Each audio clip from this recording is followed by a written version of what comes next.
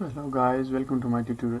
In our previous video we discussed the LSV, cyclic voltammetric. Basically cyclic voltammetry has two basic form. One is linear sweeps voltammetry and another is cyclic voltammetry. We have discussed something about this cyclic voltammetry in our previous video. In this video we will try to cover the difference and some basic common features in these two terminologies. So in linear sweep voltammetry, basically we apply the potential range from low to high, in which the potential range vibrate and then suddenly started decreasing once after it reached to the highest potential value. So like we discuss a fixed potential range is employed like in the CV. So basically, and then the scan rate can be found from the slope of this line, because this line is showing the voltage while we are plotting against the time. So voltage by time is giving us the scan rate. What is scan rate? Scan rate is basically the amount of voltage which is swept through the surface of the catalyst electrode, which we have discussed in our previous video. So that is the voltage. We will discuss that how it actually affect our current efficiency as well. So the in this we will start. We have a look on this comparison of two things. We can see that this is the linear saturated voltammetry and this is the cyclic voltammetry. There is a comparison. In linear saturated, it start from the low value to the highest linearly, while at the cyclic voltammetry start from the low value reaching to the highest and then suddenly start decreasing once the diffusion layer form on the surface of the catalyst. So the current amount decreases after this. What is diffusion layer? We will discuss in our the ion form a layer on the catalyst that is called diffusion layer. So when the diffusion layer is formed, so there is now a resistance to the ion to flow. That's why the current start to decrease after this.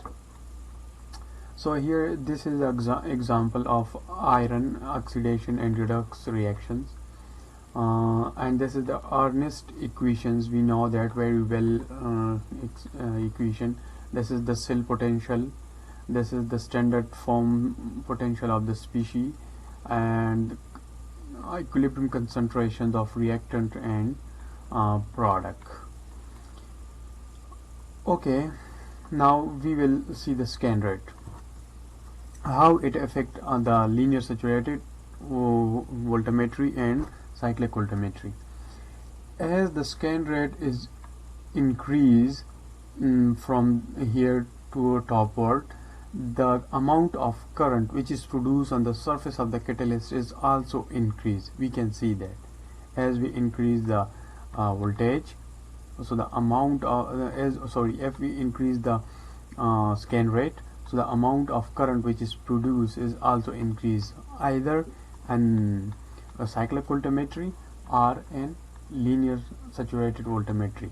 In linear saturated voltammetry, that is shown on the left side, while this is the cyclic voltammetry is shown on the right side, that how scan rate can affect the amount of current produced. So it's mean that from here we can say that the higher the scan rate applied to the catalyst surface, the higher amount of current will be produced in the catalyst. So guys, this is the cyclic voltammetry. The cyclic voltammetry, the scan rate increasing up to a certain voltage which we fix, and after that it start again decreasing after this specific value. While if we talk about the linear saturated the cyclic voltammetric for the redox reaction or for the reversible reactions, So when the voltage is increasing, the current is also increasing, and that is the maximum current, and we call this peak is the reduction peak, because up to this the electron has been accepted by the species, and when it come this highest peak, after the diffusion layer on the surface of the catalyst is formed, because of which the ion get resistance from these diffusion layer.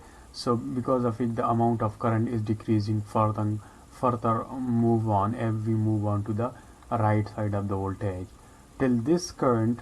Now the the whole species is reduced, and then the oxidation is back started like this as we move along this line. So this whole path from this to this is called anodic trace.